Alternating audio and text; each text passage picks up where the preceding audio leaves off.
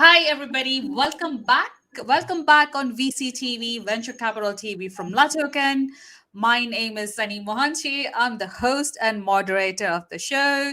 And I'm very excited to be hosting this show and the panel today to discuss about health tech investments in remote medical services.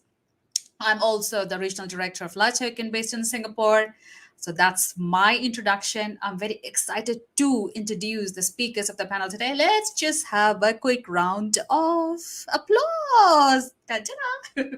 Hi, Vandana. Hi, Kartik. I feel like, I'm just it's a reunion, like family, like a VCTV family reunion. Gary is back. Kartik, Vandana, Dr. Srikant. So yeah, so that's why you can feel that excitement in me. So hi, welcome back on VCTV. How are you all? Great. We're We're doing doing good. Thank you so rocking. much. Fantastic. Okay, Kartik, how are you? You've been away for a long time. How Yeah, are I've been things? away for a while. I was busy with a few things. It's been almost a couple of weeks since I last came on your show. And to quickly introduce myself, Kartik Bhatt from Middle East, representing a large retail business as well as a couple of family offices and venture fund.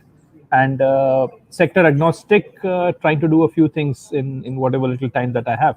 Pleasure being on the show once again. 137th show, if I'm not mistaken. Oh wow, that's a good number. And welcome back. Thank you. Next, I have Dr. Srikant. Welcome back. Hi. I hope the audio settings are quite good, but even if they are not, I'm really sorry about that. I am Dr. Srikant. Welcome back to the family. I was in the family yesterday, so it's a great reunion. Only 24 hours after the yesterday's reunion that we had.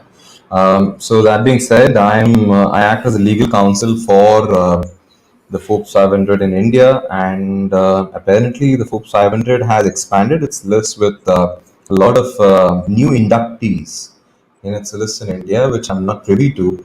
So possibly I'll give you a perspective from a health point of view, which we've been tracking for the past 1 year. Pleasure to be here. Back to you, Sonny. Absolutely. Thank you so much. And finally, the voice is very clear. Thank you. Vandana, welcome back. How are you today? Thank you, Sunny. First of all, I would like to thank the entire team of LaToken and, especially all of you to create this show. It takes a lot of efforts to get all the speakers, from a global platform. And coming to introduce myself, I had my own family office in Singapore and Jakarta. I worked as an investment banker and advisor to family offices and angel investors in Jakarta, Indonesia, helping startups from diverse background, from fintech, B2B tech, all the way to consumer startups. I was raising funds for them and providing them with a range of services, just as Convanto does today. After 15 years of staying in Singapore and Jakarta, I came back to India. I did investments for a bit and returned to advisory. That is when Convanto was founded. Today, Convanto is one of the most well known boutique investment banks in India, led by a female founder. And I'm also a venture advisor with Loyal VC, the INSEAD-led Canadian VC fund, having a core portfolio of over 160 investments in more than 35 countries. And I'm also a partner with GSD Venture Studios, a Silicon Valley-based venture builder. Over the years, I've arranged funding for startups and growth stage companies in diverse sectors like edutech, fintech, consumer B2C, B2B, agri-tech, health tech, food tech, disruptive and deep tech, as well as non-tech sectors. I would recommend all of you to have a look at my website and do have a look at the wonderful testimonials written by my clients. This month, I'm nominated as the top 10 women leaders in wealth management 2021, and my expert opinion is often sought in leading business news channels and publications like Business World and VCTV. All these talks which I've given are about 155 talks all over the world, and they can be seen on YouTube or VCTV streaming sites. And I'm connected with 300 plus investors globally. We are sector agnostic. and we typically do $1 million to $25 million. And once again, thank you for having me here. Wow, wow, wow, wow. Vandana, I don't have any words. Congratulations. Well Thank done. you. Wow. Thank you. Okay, moving on. Vandana, Last but congratulations. You've been doing some amazing work, and I've been following your work. I must say, I'm very proud of your efforts, my friend. Thank you. Thank you. awesome, awesome. Great job, Vandana. Last but not least, Gary. Hi, so my name is Gary Fowler. Great to see my friends here today. I'm a serial entrepreneur and investor. I've been involved in 17 startups, 2 unicorns, original management team at Click Software, sold to Salesforce for 1.35 billion. Also, Eva.ai. Have recently had some companies sell. So we've had some exits, and also we've raised some funds for startups recently out of Africa. Love artificial intelligence and quantum computing because AI is a new electricity and quantum's a turbocharger. I write a lot. My last article in Forbes this week is on tokenization and the next level of social media. And my next article is about how to replicate people, loved ones. So we're using artificial intelligence so you never lose them, using their voice and using the AI to capture the essence of the personality so they'll stay with you forever. And so that's my next article that I'm writing about. I've written 160 articles and just have started to focus on other kinds of challenging problems we have, like remote health tech and remote medical services. Oh, Gary, you amaze me all the time. Artificial intelligence, quantum computing, and now tokenization. Oh, I'm I going have to. to tell you, I have an actress, a famous actress, is now my co-host, Zen Sams, who's going to be with me on VCTV on the Founders Report. She's actually a radio host in New York City. She's on the Protocol. She's up and coming, Megan Fox looking actress, but a big time actress. Anyhow, she's on my show, I think next week, actually. Oh my God, I'm so Yeah. excited. I want to see her. I want to And see Gary and her. we have a show together on iHeartRadio in New York City. I'm the co-host of Digital Week on iHeart in New York City now every Saturday night. That's on VCTV, right, Gary? Well, VCTV is where she's coming on, but she and I have our own radio show in New York City now.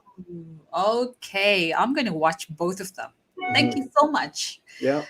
Fantastic. We are done with the introductions, a background of the speakers, so we understand where they come from. And like Gary said, he works in, obviously, he has startups in health tech space as well.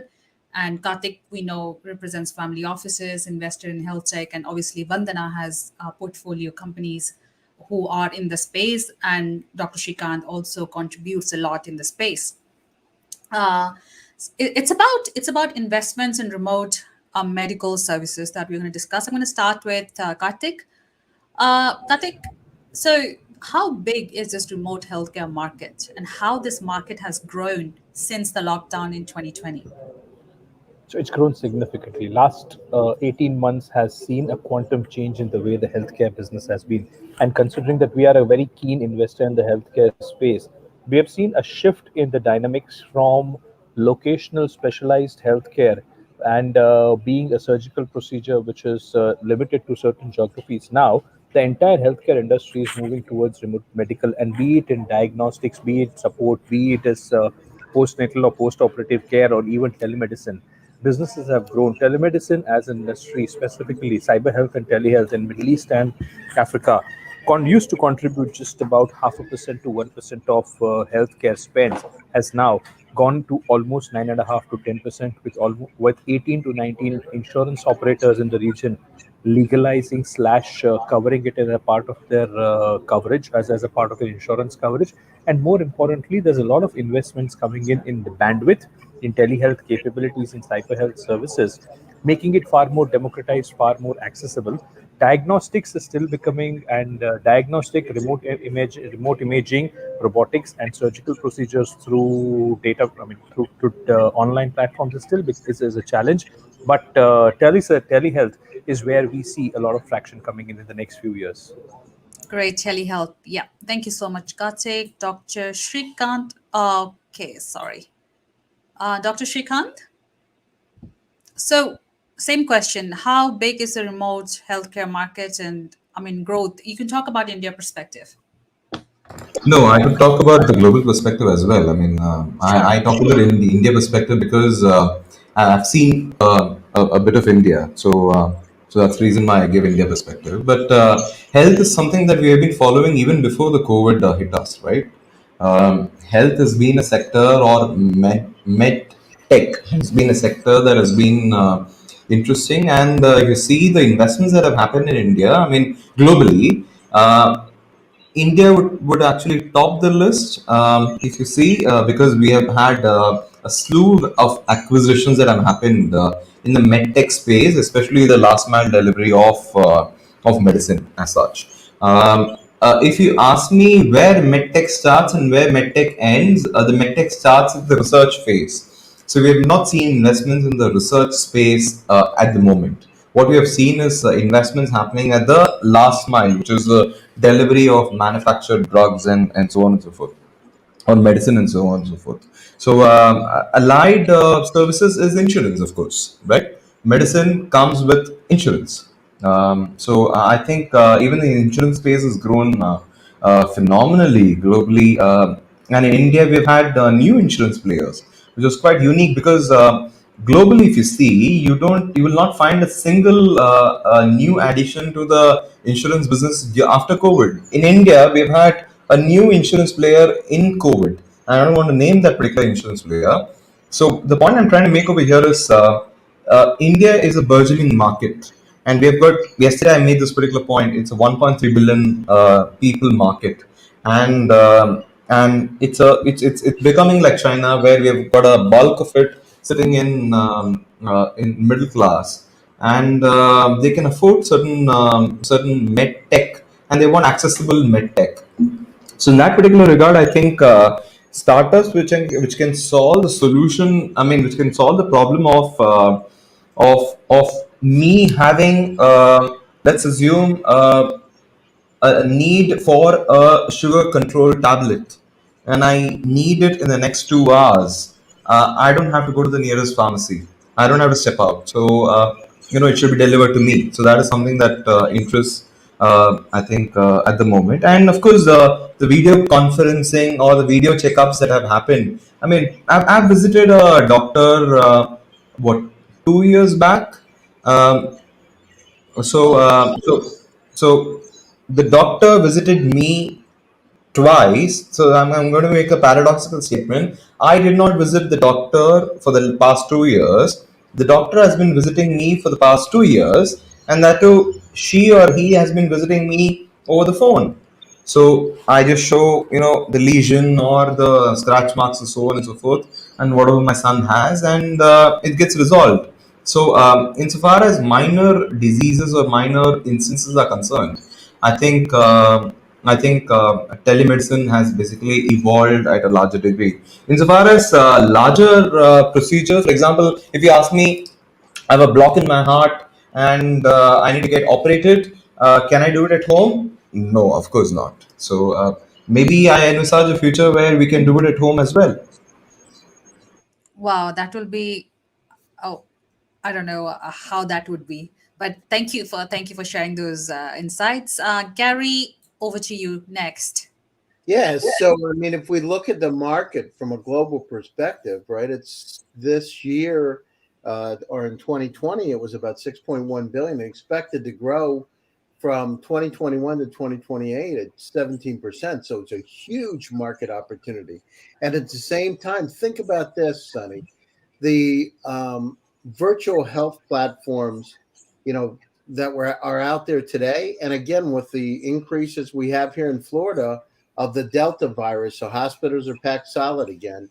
They witnessed 1,000% increase in visits due to the pandemic.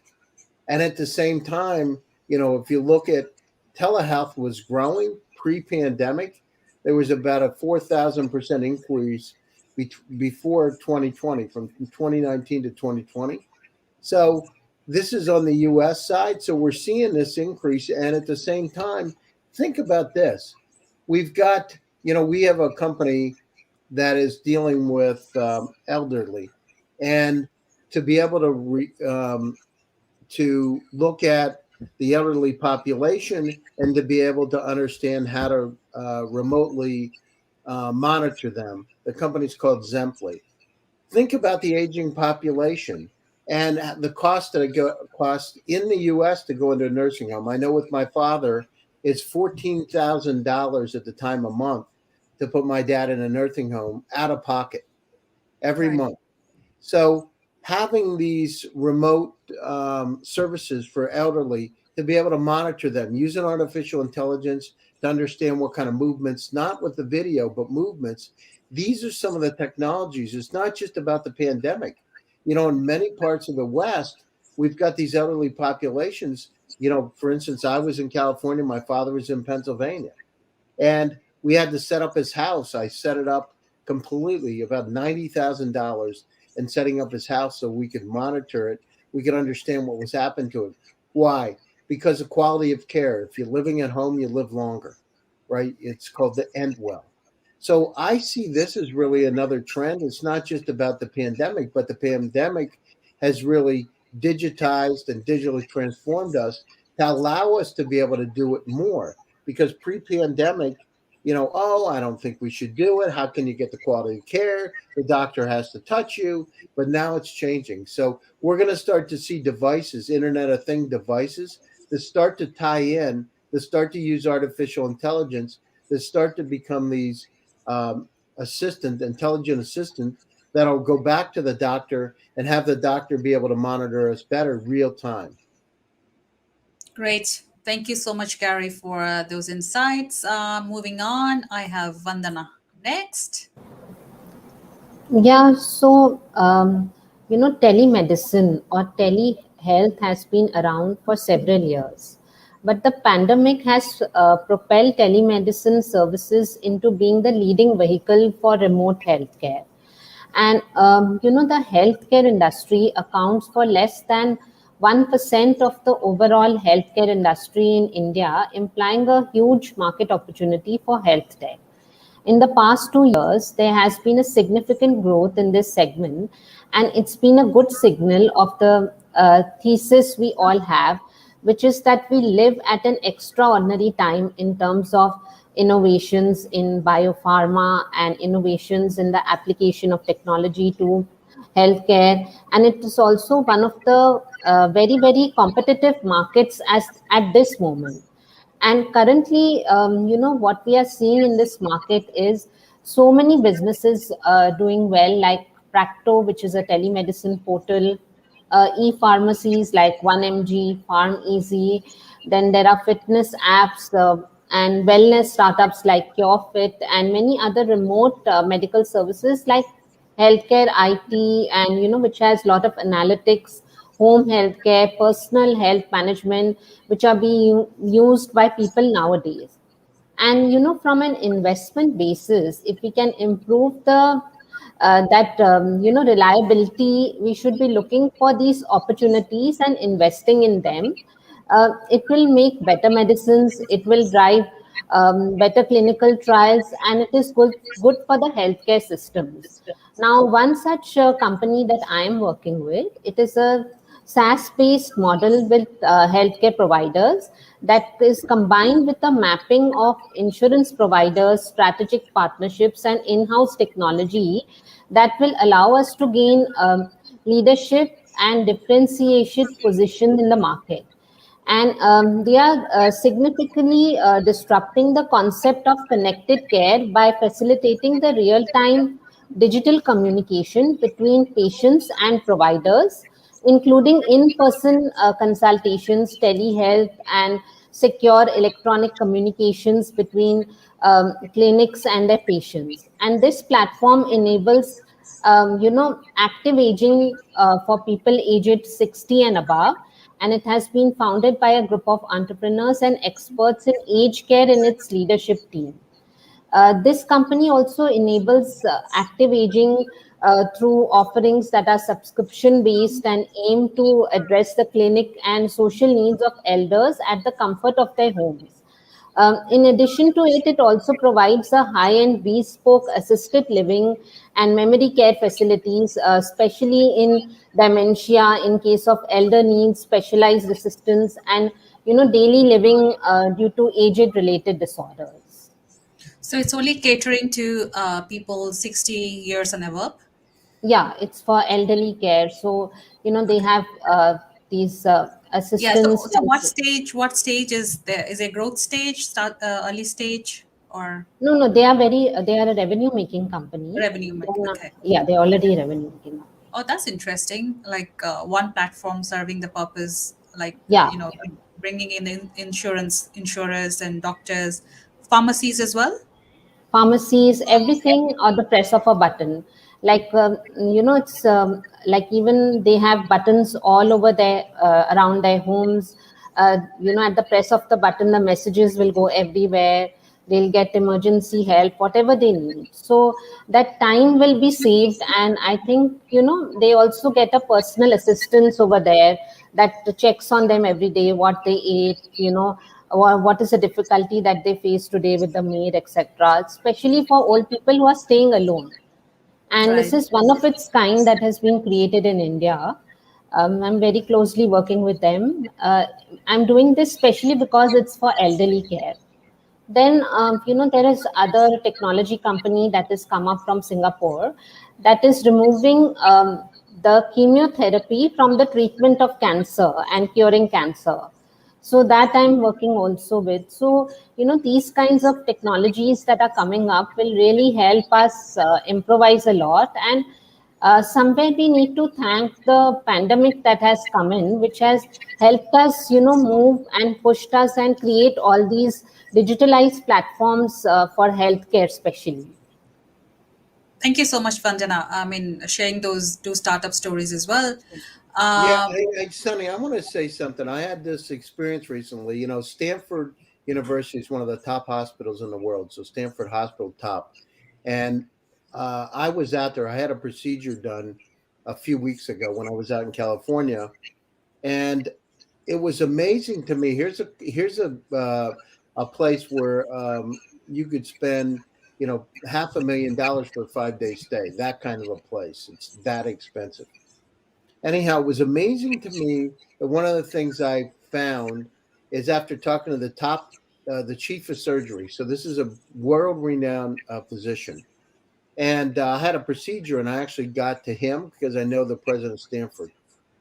Anyhow, he came in, and one of the things I understood is that you need to have an advocate in the healthcare system. You need somebody that can go across specialties, somebody that can help you, and they don't exist, right? They're not.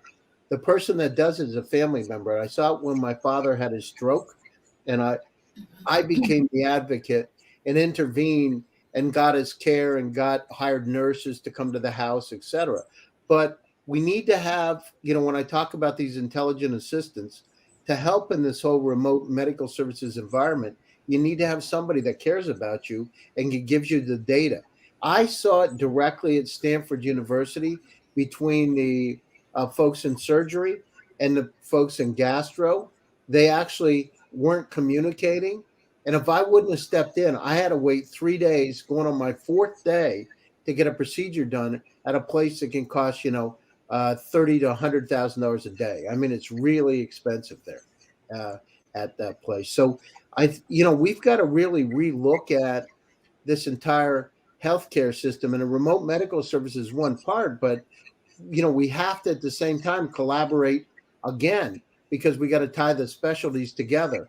And one of the things that I'm looking at right now is that type of an intelligent assistant. I'm actually starting to scope it out and write about it myself because I think it's critically important.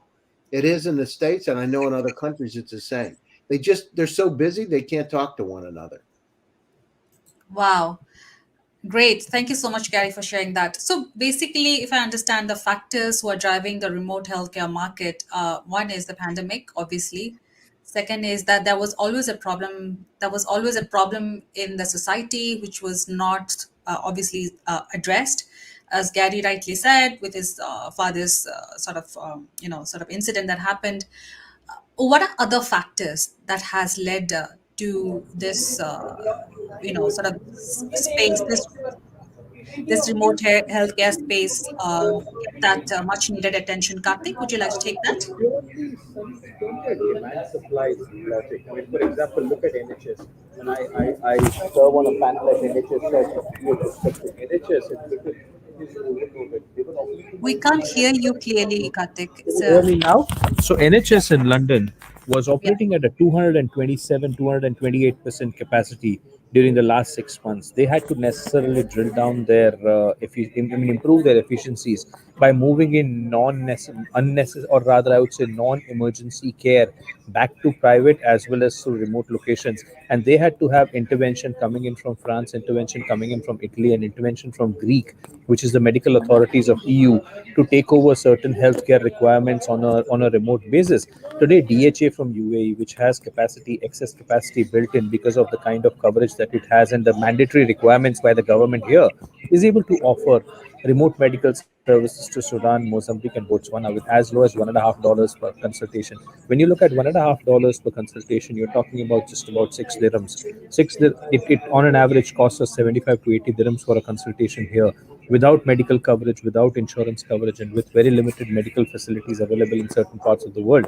This works as a definitive boon for all your non-emergency slash your non-surgical procedures, which is what we call as all your non-OT procedures, considering the kind of cost and spends that you require. Typically, globally, we're used to seeing a 1 is to 12,000 medical practitioners. I mean, one medical practitioners for 12,000 human beings. Certain parts of Africa that's getting covered is one at 180, one at 190,000 human beings. Now, for them, a medical service coming in at such a low cost with pharmacy attached and with online medical delivery attached necessarily works as a boon. We've incubated a couple of startups in this space, but there are challenges around regulatory protocols. There are Yeah. challenges around ground support, operationalizing it at the ground in terms of last mile on therapeutic, last mile on diagnostics, last mile on palliative care necessarily becomes a challenge. But then I think it's still easier than creating a medical fraternity in a geography. And medical fraternity in a geography, like a developed geography, is possible, but creating a multi-speciality medical fraternity in a smaller geography or remote geography is definitely a challenge. And now with advances that Saudi Germans doing, as well as in collaboration with Boston Memorial, or even would necessarily allow or make it possible for laparoscopic robotic surgeries as well, to ensure that primary surgical procedures like appendix or even gallbladder surgeries can be done on a remote basis through laparoscopic robots. So it doesn't even require a full surgical team on ground. Now it would reduce tremendous pressure on healthcare ecosystems of certain geographies. So I Yeah. see growth being driven by purely a demand supply, make versus buy, and availability of resource basis. Support coming in from government necessarily is the key driver behind it. Thank you so much for explaining that with use cases coming from all those emerging markets as well, Kartik. Next, I have Dr. Srikant. No, I mean, I think when we talk about remote procedures, and as Karthik mentioned, I think it's quite complicated because the cost of consultant, which was phenomenally high earlier, has come down to 1/10 of what it was earlier. So I think if I were a doctor, if I were a student studying medicine, this would not be the right time to actually start a consulting practice.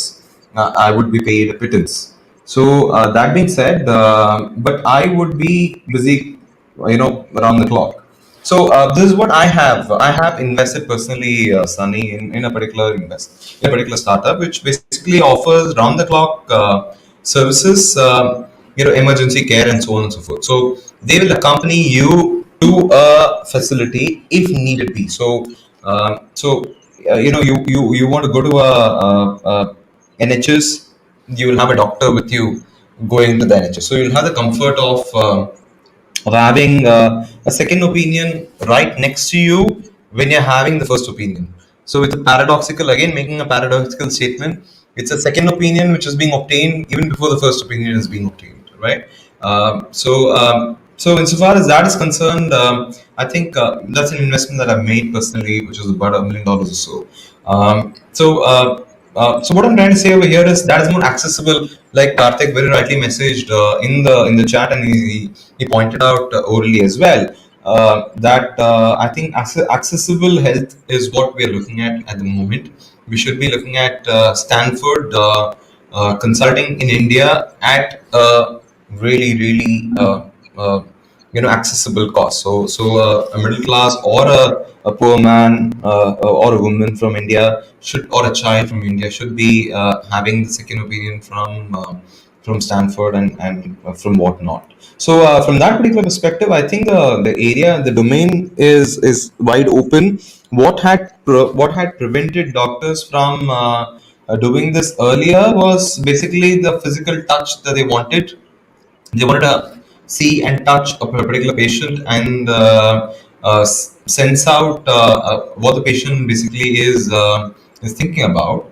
I think from a consultation perspective, I think there is a lot of transformation that has happened, which Vandana very rightly pointed out. I think from a procedural perspective, what has happened is, I think bringing home, imagine a situation, hypothetical but not improbable situation. Imagine having a surgery room in my whatever 300 square feet or 400 square feet that I have over here, a moving surgical unit, and I can get the procedure done then and there. Yeah. I could be and I don't have to go outside my home at all. So that is what I think the future is. Great. Okay. Thank you so much for sharing. I mean, again, the demand is there, as rightly mentioned by Kartik and all of you. And the stats from NHS. I was obviously, when I was living in UK, I used to visit NHS. I haven't been to NHS. It's been like over 10. I don't know how many years. I don't remember. But it's good to know that they revamped the entire healthcare, sort of facilities. So, okay, let's talk about future. So, what do you think are the biggest trends to look out for in the digital healthcare industry this time next year? Given that hypothetically, we're likely, I think, not hypothetically, I'm very sort of optimistic as well. Likely towards the end of this year or beginning of next year, because obviously I think London is opening up for events. Dubai is all open. India is opening up as well. There are always going to be new waves of this virus, but we have to move on. So more workers return to office, everyone resuming activities that they did before the pandemic. So what do you think?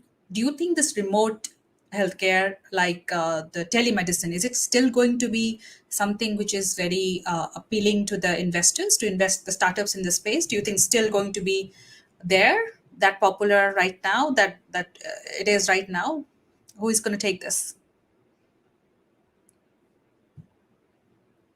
Gary, you're talking? I mean, the situation, Sonny, this virus, right, that we say is down, I can tell you here with Delta and what Lambda here in the States is really ticked up, and we're going back to the way it was before. A lot of the challenges that we had a year ago have started to come back. So, and the hospitals are packed full again. In Central Florida, they're packed. So I think that, part of the if we look at what's going to happen in the future, a year from now, we're going to see that a lot of what we've learned, the lessons learned through COVID, are great lessons through this digital transformation to be able to democratize, as Srikant said, to democratize the opportunity around the world. And it's not just around the world. I mean, we have the same challenges in the U.S. So if you're in Arkansas, getting somebody from Stanford to talk to you is an entirely different situation, or Florida or Rhode Island. So it's really democratizing. But I see the trends as collaboration, which is what I mentioned earlier. They need to collaborate a lot more. There needs to be a lot more artificial intelligence added to the system to help. Surgeries that Kartik had talked about, things like remote surgical procedures like laparoscopic, they're going to start to be more of a trend. You're going to start to see these systems do these surgeries on their own, right? You're going to be laid down, and then these systems are going to start to operate. So what is that? That opens a whole lot of opportunities for us and a whole lot of questions too. So I see that trend continuing, collaboration. I see the, we're not out of the woods yet. And by the way, this is only one of many viruses that are out there that could impact the world. This is not the worst one either, by the way. So what we have to do is we have to understand that as we democratize and more equalize the opportunity, it's going to really push for all kinds of demand. Why aren't there, there are great doctors in India at a lower cost? Why not have those doctors who are the same doctors that are in the hospitals here be able to use their services, right, to keep the costs down? We're going to start to see those kind of things happen more and more and more as this world through the digital transformation shrinks. Thank you so much, Gary. So, Vandana, what about your insights? Like, what's a future looks like this time next year? Still telemedicine going to be very popular as per you? So, I'll repeat what I had said in my few talks as well. When demonetization had hit us in India, people didn't know how to use digital payments. The vegetable vendor, the milkman, all these people who needed to be educated to use these platforms. Now, because they were forced to use, even the taxi drivers, everybody, apologies, everybody is using this digital payments because eventually they understood the importance of it. Now, when the pandemic hit us, these virtual platforms, Zoom, AirMeet, StreamYard, MS Teams, everybody got forced to get on these platforms. As a result of which, many people learned this new technology. Now, when it comes to telemedicine, people are not used to it. They've not experienced it. And over the years, when they get used to it, eventually they like it more than anything else. So it's just a matter of being proactive and progressive, like I always say. And also due to the pandemic, people don't really rush to the doctor now. They look up things, like, initially I had friends who had simple headache, they were rushing to the doctor. Simple things, they were rushing to the doctor. Now they think a few times before they go to the doctor because they can easily Google the information, or, and just figure it out. Maybe it's just today has been an anxious day, why the body is not responding well, or the mind has not been fit today, hence the body is reacting to it. So I think these things, slowly, when the education is imparted to everybody that, look, telemedicine is going to be the thing. The virus has not gone, even though the vaccinations are there. Everything is there, but it's still going to be there. There's going to be a third wave, there's going to be a fourth wave. Everything is unpredictable. So then what? So I think it's better to adapt to new technologies and get used to the telemedicine thing. Of course, heavy things like surgeries and other things still need to be taken care of, but small flus and stomach aches, etc., can be taken care of over telemedicine. I think that's what I feel. Yeah, so basically, I just want to share my experience. Like, I think last year this time, I had to see a doctor. When I went to the clinic, there was this, that lady in the front desk, receptionist. She says that, okay, we do not have a physical doctor here, but the doctor is available to talk to you via this computer, like, she has. Yeah. And I said, I'm not going to wait here. I'm not going to do that, take that service. I'd rather go to another clinic where I see a doctor, right? So that was me. I'm telling you, that's personally me. And I went to another clinic nearby where there was a doctor. I queued up, I waited. I got my health checked, my blood pressure and everything, whatever checks, basic checks the doctors do. I am very comfortable doing that. I was with my mask and everything. I mean, So again, same question. If the whole world is vaccinated, and obviously, as everybody rightly agrees, this virus, that could be another virus. This is COVID. That could be anything else. Any virus. But the mindset is like A mindset. Yeah. I want to see a doctor. I want the doctor to touch me, sort of, go over my vital statistics. I'm not sure though, Sonny, with this COVID stuff. If I want to, yesterday my doctor shook my hand. It's the first time I got nervous in a doctor's office. I was thinking to myself, I wonder who he was touching before me, and there maybe weren't feeling good. Okay. I started. I put my hand out, and I was going to pull it back, and I said, "This is a guy that's going to do a little outpatient procedure on me. I better be nice to him." Oh well. So now there are gadgets, Sunny. If you need to check your blood pressure, etc. I they don't have trust those gadgets for some reason, Vandana. I don't want to go to a doctor. Okay, coming Dr. Srikant. You're He is a inside. doctor. How you feeling now, Never Sonny? one doctor panel. I'm in no way related to medicine, or do am I authorized to write prescriptions? I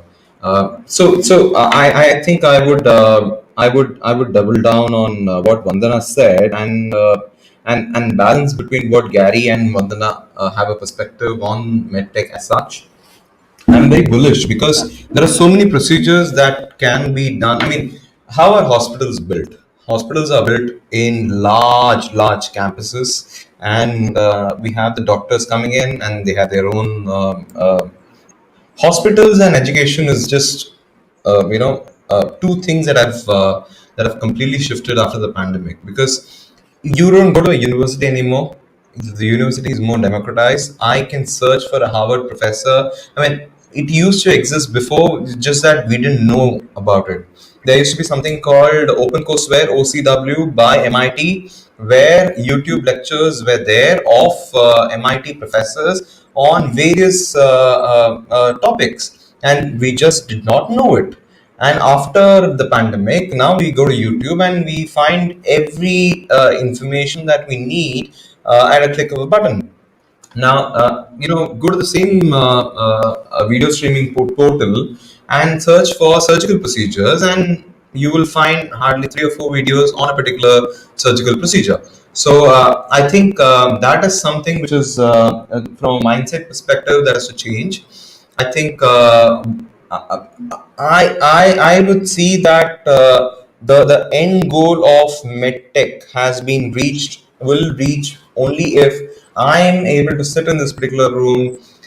God forbid, I have a heart attack, and I need to be operated in the next 2 hours. My wife calls the doctor, and I get operated over here. Not, I'm not taking an ambulance. I'm taken to the hospital. So I think from that particular perspective, who gets to win? The patient gets to win, right? Who gets to lose? The person who has funded the large part of land for building the hospital, the facility, and the medical devices companies, the possibly the insurance companies, and three is possibly the other companies which have vested interest in that, right? So I think from a social distancing standpoint, doesn't it make sense to have procedures done at home? If you can have your hair curled at home, and if a big instrument of that, not curling of hair. I mean, let me refer to something better than that. I mean, let's say a tanning procedure which can happen at home, which requires a large device to be brought home, and so on and so forth. Why not a doctor at home, or why not a surgery at home? That would be awesome. That would be great, only if I can trust. Thank you so much, Dr. Srikant. Kartik, when I was in Dubai, I had to do a couple of PCR tests, right? So a friend of mine recommended, why don't you get those technicians to wherever you live, to the hotel or the place you are.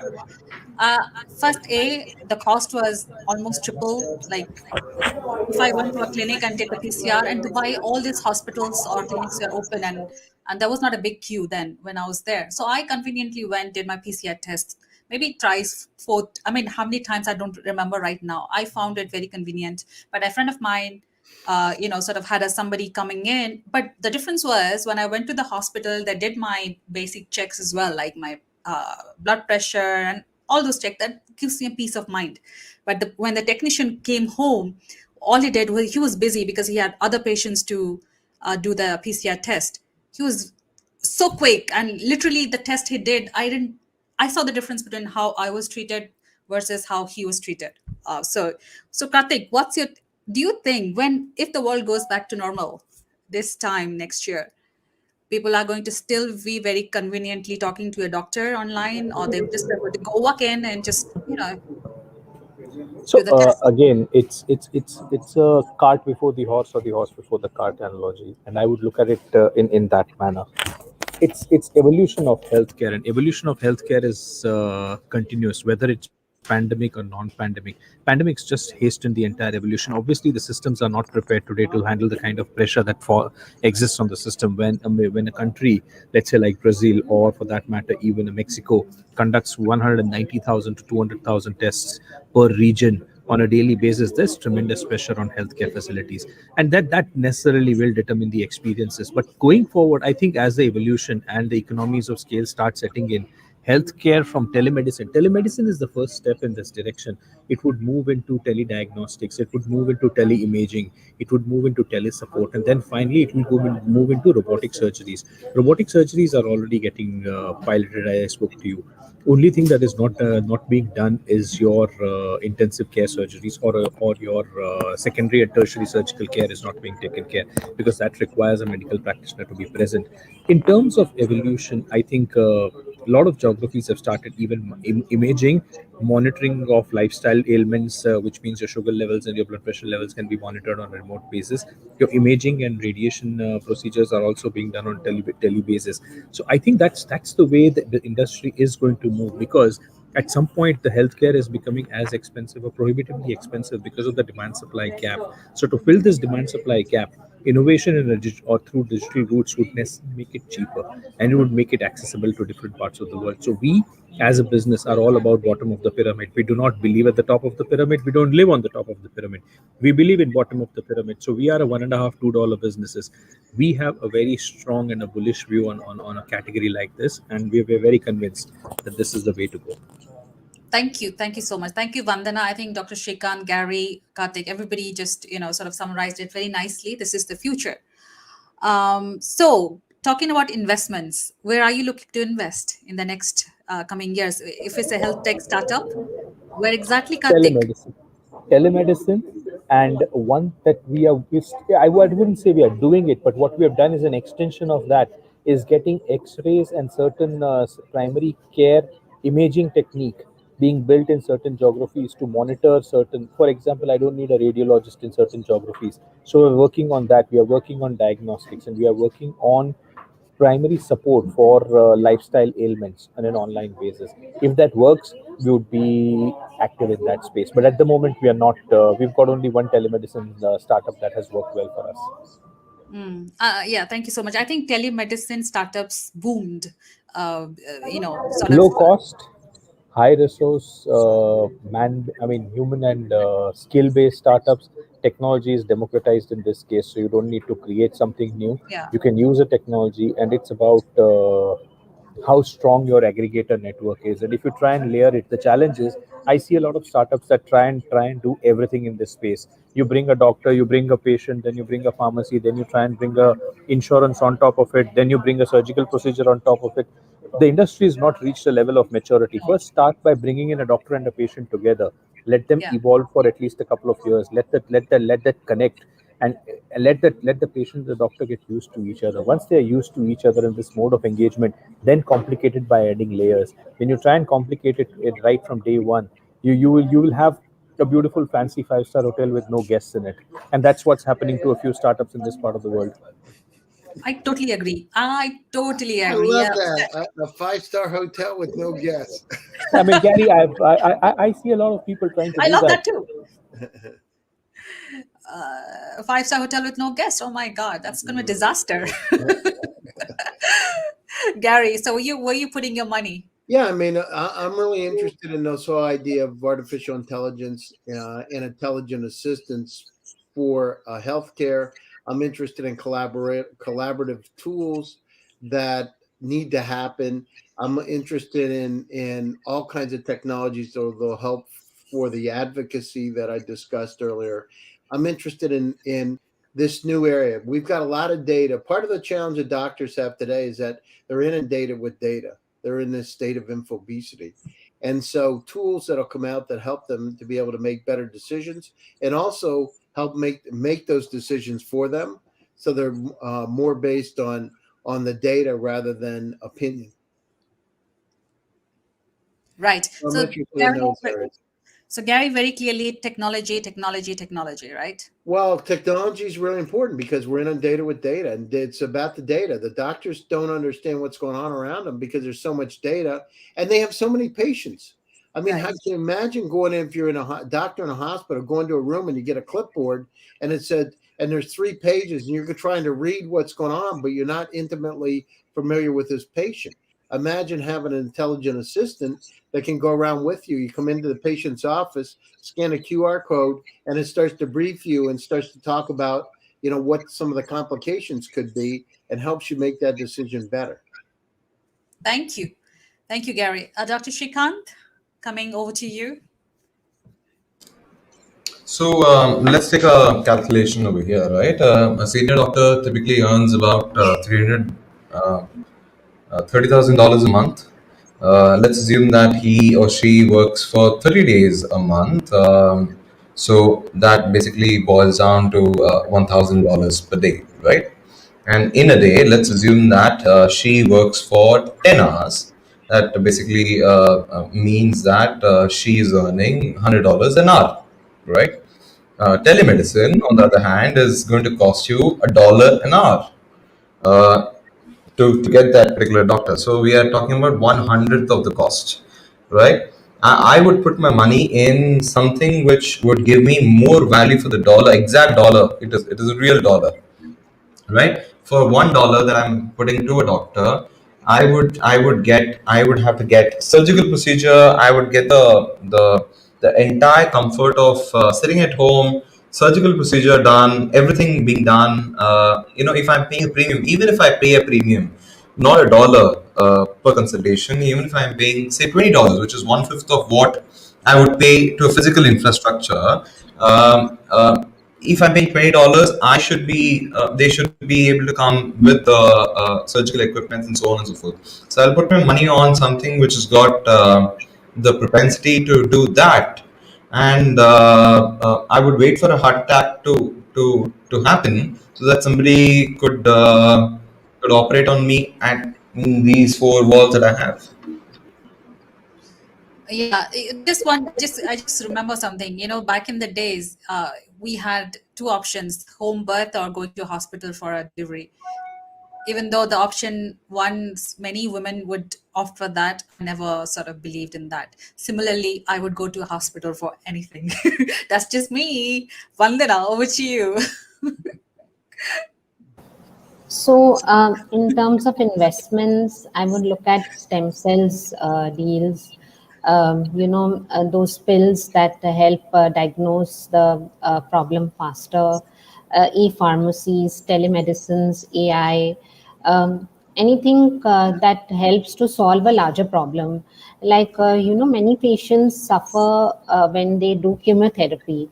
And there is a technology that could help them suffer less and cure faster, and lifestyle diseases like diabetes, tuberculosis, there are a lot of problems that could be solved. And I really like this company that is doing a lot for elderly care. They need a lot of care, and at some point we'll also need this kind of a thing eventually when we get old as well. And of course that mental satisfaction is there when we go to hospitals and to doctors, because we have still not reached that heavy technological stage where we can really rely on technology for everything. So I agree with you. So it's a 50-50 thing, actually. It's not a 100% thing yet as well, but we'll see as time comes what goes where. Eventually, changes keep happening all the time. So I think that's where I'm looking to work.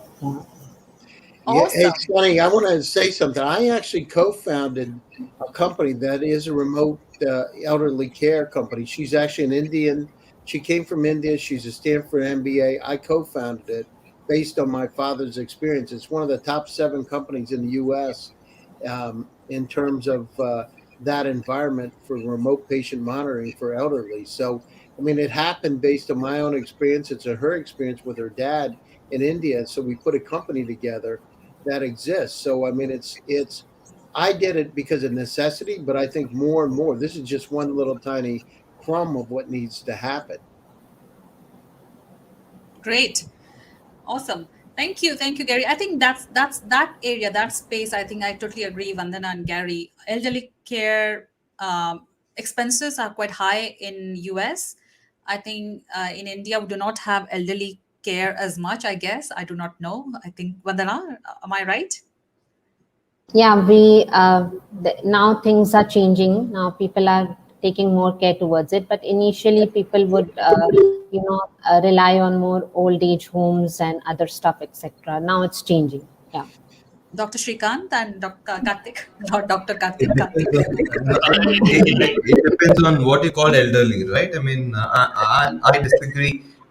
If somebody is 45 plus, it is elderly according to the youngster. So I think elderly care is more towards a categorization of that particular bucket. So Vandana, you may want to refocus elder care as such, because a Who is 45-year elderly old. here? Hey, Dr. Srikant, I'm 45. Do I look like an? Srikant, I remember when I Vandana was is a kid. elderly here. Yeah, when I was about 10, I used to think at 30 was elderly. Dr. The older Srikant, you I'm get, 45. I mean, do I look like an old person here? You are elderly for Dr. Srikant. I would rather dignify the ladies on the panel and call them 16 still. Yeah. Thank you so much, So Kartik. You raised hand. I look at this a little differently. While I agree with Vandana and Gary on the old age care being a key driver, but then necessarily every industry demands and grows based on a fundamental decision of make versus buy. What is easy to replicate? Elderly care still can be easy to replicate, considering the cost of care is not going to be difficult. But when you look at advanced surgical procedures, advanced treatments, and diagnosis for ailments going all the way from Crohn's disease to liver immunosuppressant reactions to breast cancer to any of your malignant tumors, where cost of even diagnostics is extremely expensive, Yeah. is the way where telemedicine and cyber healthcare will go, because replicating that in your country is going to be extremely expensive. You'd rather use somebody's idle capacity. It's capacity utilization equation. Somebody's got idle inventory, you use that inventory at a lower cost and improve your efficiency, while the cost of doing the same in your country, if it's cheaper, you might as well do it. So I would say that the faster growth would come in from expensive treatments which people cannot afford at the moment. Awesome, great. Kartik, are you open to advising startups? As yeah, I mean, So what depends can on they the find you? time. Very quickly. They can Where can find they me on find you? LinkedIn. They can find me on LinkedIn. They can find me on wherever they want to. They can find me through you. Oh, yes. So Kartik is open for advising startups in the space. They can find Kartik but on VCTV. Thank you. Gary, yeah, My yeah. sometimes gets my some name sometimes gets spelled very wrongly and understood very wrongly. It's Bhatt, BHATT. what did I say? Did I say something else? Let it pass. Let it pass. So Gary, be careful. Well, yeah. So yeah, this is a great time. This is the digital transformations upon us. We understand now. I'm very happy that we've adopted some of these new technologies and procedures to be able to make our lives easier and better. People can reach me, Gary Fowler, on LinkedIn or Twitter, or check out my shows. I'll be happy to talk to startups from around the world, because we believe that intellectual capacity is evenly spread, but opportunities aren't. Thank you, Gary. Fantastic. Dr. Srikant, are you open for advising startups? And if yes, where can they find you? Absolutely. I'm open to advise startups, irrespective of whether they agree with me on the age of 45 being elderly or not. They can find me through you. And of course, LinkedIn is a great platform to connect as well. and I'm always interested in medicine. So medicine always interests me. And if you take a screenshot of what I have as books behind me, you will find Drugs and Cosmetics Act, one of the biggest books which is lying over there. So medicine always interests me. So feel free to reach out through LaToken and VCTV and through Sunny. Awesome. Thank you. I'm always there.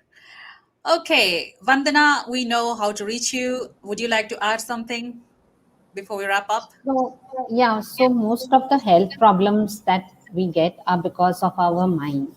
I would recommend all of you to read the book Power of the Subconscious Mind. A healthy mind gives an healthy body automatically. And do your exercises well in the morning, eat good, healthy food, sleep well. Keep a healthy mind that will keep you healthy all throughout. At 60, 70, also, you look young if you do these small things. And I think going in for natural medicine will also help a lot. Ayurveda has helped a lot of people in India, and I think we should recommend natural medicines also over here. And I could be reached out on LinkedIn and my website www.convanto.com. And feel free for all the health tech companies to reach out to me. I'm happy to assist you. Sorry, Vandana, I was not actually. Kartik just wrote clarifying his surname, how is spelled sometimes. So, Bhatt. No worries, no worries. So, Kartik, don't worry, it's Bhatt. Yeah. So, quick disclaimer, considering I have certain interest in healthcare, medicine is a choice and subject matter of one's own discretion, and any medical practice that people do, they should follow their medical practitioner's advice and not self-medicate. I'm necessarily supposed to have a disclaimer at end of all my involvements, please. Totally agree. I don't Google. Sorry, that's just me. I don't Google. Thank you so much, Dr. Srikant, Gary, Vandana, Kartik, for making this panel of mine very, very informative, fun, engaging, smiling. As Gary always says, keep smiling. Thank you so much. I'll be back again. I'm back tomorrow. No, I'm back next week on another episode of VCTV. Till then, all of you keep smiling. Bye. Bye bye. Bye.